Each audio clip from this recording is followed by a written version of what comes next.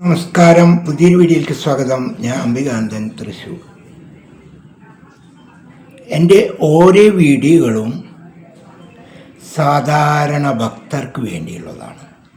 അവർക്ക് മനസ്സിലാകുന്ന വിധത്തിലാണ് ഞാൻ വീഡിയോകൾ ചെയ്യുന്നത്. എല്ലാം കലക്കി കുടിച്ചിരിക്കുന്നവർക്ക് വേണ്ടിയിട്ടല്ല. മനസ്സിലാവുന്നുണ്ടോ?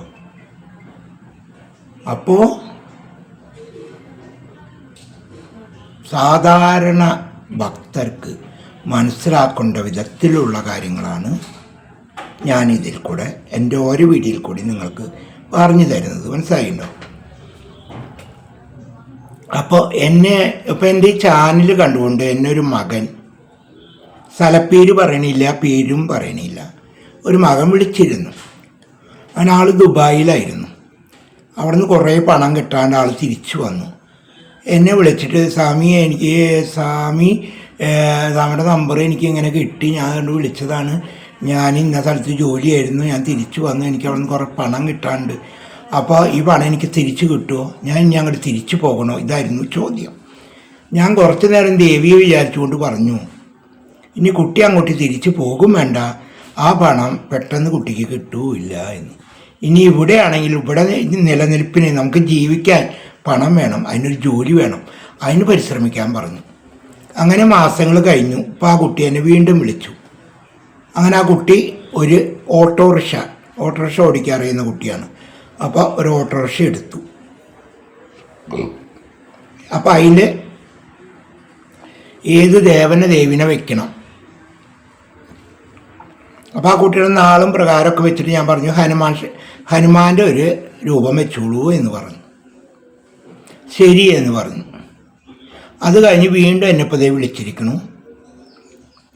ഹനുമാൻ്റെ രൂപം അവിടെ വെച്ചാൽ പ്രശ്നം ഉണ്ടാവുമോ എന്ന്. പ്രശ്നം ഉണ്ടാക്കുന്നത് ആരാണ്? ദൈവമല്ല. പ്രശ്നം ഉണ്ടാക്കുന്നത് നമ്മളാണ്, നമ്മുടെ മനസ്സാണ് എല്ലാത്തിനും ഉത്തരവാദി. മനസ്സിലാവുന്നുണ്ടോ? നമ്മുടെ മനസ്സിൽ തോന്നിയ അത് തന്നെയാണ് സംഭവിക്കുക. അപ്പോൾ ആ കുട്ടിയുടെ സംശയം ഇങ്ങനെ, ഹനുമാനെ വെച്ച് കഴിഞ്ഞാൽ വിവാഹം കഴിക്കാൻ പറ്റുമോ, ബ്രഹ്മചാര്യം എടുക്കേണ്ടി വരുമെന്നൊക്കെയാണ്. അങ്ങനെ ഹനുമാനെ ഭജിക്കുന്നവരൊക്കെ ബ്രഹ്മചാര്യം എടുക്കുകയാണെങ്കിൽ ഇന്ന് ഹനുമാൻ ക്ഷേത്രത്തിൽ എത്ര ആളുണ്ടാവും? ഹനുമാനെ ഭജിക്കാൻ ബ്രഹ്മചാര്യം ഒന്നും ആരും എടുക്കണ്ട. പിന്നെ ഹനുമാനെ ഉപാസന ചെയ്യണവർ ബ്രഹ്മചാരി എടുക്കണമെങ്കിൽ അവരെടുത്തോട്ടെ, അത് അവരുടെ മനസ്സവസ്ഥ. നമ്മൾ ഗൃഹസ്ഥാശ്രമികളാണ്. ഗൃഹസ്ഥാശ്രമികൾക്ക് ഏത് ദൈവത്തെയും വണങ്ങാം എന്ന് പറഞ്ഞാൽ അവർ ബ്രഹ്മചാരിയാന്ന് പറഞ്ഞിട്ട് ബ്രഹ്മചാരി ആവണമെന്നും അവർ വിവാഹം കഴിഞ്ഞ് കുടുംബാന്ന് വെച്ചിട്ട് വിവാഹം ചെയ്യിച്ച് കുടുംബം ചെയ്യണമെന്നും ഒന്നുമില്ല. നമുക്കിഷ്ടമുള്ള ഈശ്വരനെ തിരഞ്ഞെടുക്കാം. മനസ്സിലാവുന്നുണ്ടോ? അതിലൊന്നും ഒരു തെറ്റുമില്ല, ഒരു ദോഷവുമില്ല. ഹനുമാൻ സ്വാമി എല്ലാവർക്കും വച്ചിക്കാം. ബ്രഹ്മചാരി ഒന്നും എടുക്കണ്ട, എല്ലാവർക്കും വച്ചിക്കാം. ഹനുമാൻ സ്വാമി ബ്രഹ്മചാരി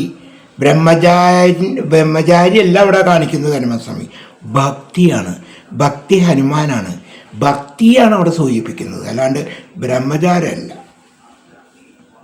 ഹനുമാൻ എന്ന് പറഞ്ഞ ഭക്തി, നിങ്ങളുടെ മനസ്സിലേക്ക് അത്രമാത്രം ഭക്തിയും എളിമയും വാത്സല്യം എല്ലാം നിറച്ചു തരും സ്വാമി. മനസ്സിലാവണുണ്ടോ? അല്ലാണ്ട് ബ്രഹ്മചാര്യം ഒന്നല്ല. മനസ്സിലാവുന്നുണ്ടോ? അതൊക്കെ വെറും തെറ്റിദ്ധാരണകളാണ്. അതൊക്കെ നിങ്ങൾ എടുത്ത് കളയൂ. പലവരും പലതും പറയും, അത് അവരുടെ അറിവനുസരിച്ച് അവർ പറയുന്നതാണ്. അതിൻ്റെ പിന്നാലെ നിങ്ങൾ ഓടാന്നിറങ്ങി ഓടിക്കൊണ്ടിരിക്കാന്നല്ലാണ്ട് എവിടെ എത്തിപ്പെടാൻ നിങ്ങൾക്ക് സാധിക്കില്ല. മനസ്സിലാവണ്ട? അപ്പം നിങ്ങളുടെ മനസ്സ് അതിനാണ് അവിടെ പ്രധാനം കൊടുക്കേണ്ടത്. മറ്റുള്ളവർ പറയുന്നവർ നമുക്ക് ശരിയെന്ന് പറയുന്നത് നമ്മൾ സ്വീകരിക്കുക, തെറ്റെന്ന് പറയുന്നത് കളയുക. അത് മനസ്സിൽ വെച്ച് നടക്കരുത്. ചിലവരുണ്ട്, അവർ പറഞ്ഞാൽ അതും ചെയ്തു, ഇവർ പറഞ്ഞ് ഇതും ചെയ്തു, എന്നിട്ട് എന്തിട്ടാ ഒരു ഫലവുമില്ല. വെറുതെ അങ്ങനെ ജീവിക്കുക. അത് ചെയ്ത് ഇത് ചെയ്ത് അങ്ങോട്ടോടി ഇതിനതിനൊക്കെ നിൽക്കണം. അപ്പോൾ ഞാൻ പറഞ്ഞു വരുന്നത്, ഹനുമാനെ ഉപാസിക്കുന്ന ഒരു ബ്രഹ്മചാരി എടുക്കണമെന്ന് ഒരു നിർബന്ധവുമില്ല. നിങ്ങൾ ഹനുമാൻ സ്വാമിയെ ഭജിക്കാം, ക്ഷേത്രത്തിൽ പോകാം, പ്രാർത്ഥിക്കാം, ഫോട്ടോ വയ്ക്കാം, വിളക്ക് വയ്ക്കാം, അതിനിപ്പോൾ എന്താ? നിങ്ങൾ ബ്രഹ്മചാരി ആവണമെന്നുണ്ടോ? ഒന്നുമില്ല. ഭക്തി അവിടെ സൂചിപ്പിക്കുന്നത് ഭക്തി മാത്രമാണ്. ഭക്തി വേണം. ഭക്തി ഇല്ലാത്തൊരാൾ ഹനുമാനെ വെക്കാൻ ആലോചിക്കാനും പോവരുത്. അത് ഞാൻ ഇപ്പോൾ പറയുന്നു. ഭക്തിയാണ് ഹനുമാൻ. ഭക്തി വേണം. അപ്പം നല്ലതേ നമുക്ക് വന്ന് ഭവിക്കുള്ളൂ. പിന്നെ ആ കുട്ടിയുടെ ചോദ്യം, ഈ ഹനുമാൻ്റെ ഒപ്പം ഞാൻ വേളാങ്കണ്ണി മാതാവിനെ കൂടി വെക്കുന്നുണ്ട് എന്നാണ്. അപ്പം എൻ്റെ കണ്ണിൽ ഇത് രണ്ടും രണ്ടല്ല, ഇത് രണ്ടും ഒന്നാണ്. എന്നാൽ ചില മനുഷ്യരുടെ കണ്ണിൽ രണ്ടും രണ്ടാണ്. അപ്പോൾ പലരും പലതും പറയും. അപ്പോൾ ഞാൻ പറഞ്ഞു എൻ്റെ കണ്ണിൽ അത് രണ്ടല്ല, ഒന്നാണ്. വെക്കുന്നതുകൊണ്ട് വിരോധമില്ല. നാളെ മറ്റൊരാൾ പറയുകയാണ് ഇതെന്തിനും ഇങ്ങനെ ചെയ്തിരിക്കണമെന്ന് ചോദിച്ചിട്ട് അത് എടുത്ത് കളയാനാണെങ്കിൽ എന്നോട് ചോദിക്കണ്ട. എൻ്റെ വാക്കിന് വില കൽപ്പിക്കണം. അല്ലാത്ത ഒരാൾ എന്നോട് വിളിച്ച് ഞാൻ പറയുകയാണ് ഇന്നത് ചെയ്യുമെന്ന് പറഞ്ഞാൽ അത് ചെയ്തിരിക്കണം. അല്ലാണ്ട് അത് കേട്ടു മറ്റൊരാൾ പറഞ്ഞാൽ അത് കേട്ടു അതിലേക്ക് വന്ന് അങ്ങനെയുള്ളവരെ ഒന്നും എൻ്റെ അടുത്തേക്ക് വരണ്ട. അതുകൊണ്ടാണ് 30 വർഷമായിട്ടും എൻ്റെ അടുത്ത് ഒരാളും ഇല്ലാത്തത്. മനസ്സിലാവണ്ട? കള്ളത്തരന് കറുത്ത തുണി ഇടാൻ ഞാൻ തയ്യാറല്ല. എൻ്റെ അടുത്ത് ഒരാളുള്ളെങ്കിൽ അവൻ നല്ലവനാവണം, നല്ല ഭക്തനാവണം, അവന് അറിവുണ്ടാവണം, അവനെല്ലാവരും സ്നേഹിക്കണം. അതാണ് എൻ്റെ കർമ്മം, അതിന് എൻ്റെ കടുമ. അതിനാണ് ഞാൻ ഈ ജന്മം എടുത്തിട്ടുള്ളത്. അല്ലാണ്ട് പണം സമ്പാദിക്കാനും ബംഗ്ലാവ് കാണാനും വലിയ ആശ്രമമാവാനും പേര് കേട്ട സ്വാമിയാവാനും കാറിൽ സഞ്ചരിക്കാനും അല്ല. മനസ്സിലാവണുണ്ടോ? ഞാൻ നിങ്ങളുടെ സ്വാമിയാണ്, സാധാരണക്കാരുടെ സ്വാമിയാണ്, ജ്ഞാനികളുടെ അറിവുള്ളവരുടെ ഒന്നല്ല. മനസ്സിലാണ്ട? നിങ്ങൾക്ക് പറ്റുന്ന തെറ്റുകളും തെറ്റുകളും എന്നോട് ചോദിക്കുമ്പോൾ ഞാൻ പറയുമ്പോൾ നിങ്ങൾ അത് ചെയ്യണം. മറ്റുള്ളവർ അത് പറഞ്ഞു ഇത് പറഞ്ഞു അത് നോപ്പടി എടുക്കണ കേസല്ല. ഞാൻ എന്ത് പറഞ്ഞോ അത് ചെയ്യുക. അത് നിങ്ങളുടെ നന്മയ്ക്കായിരിക്കും.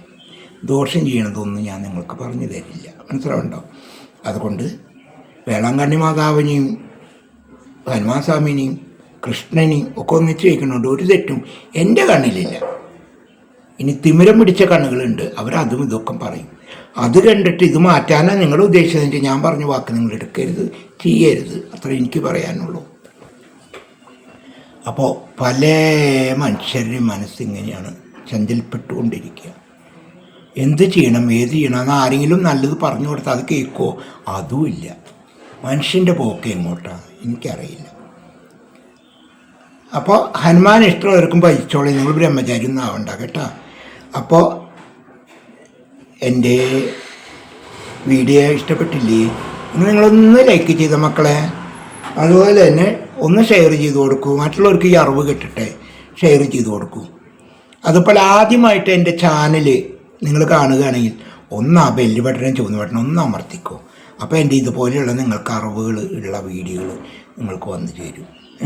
പുതിയ വീഡിയോ ആയിട്ട് കാണാം. അതുവരെ എല്ലാവരും സന്തോഷമായിരിക്കും കേട്ടോ.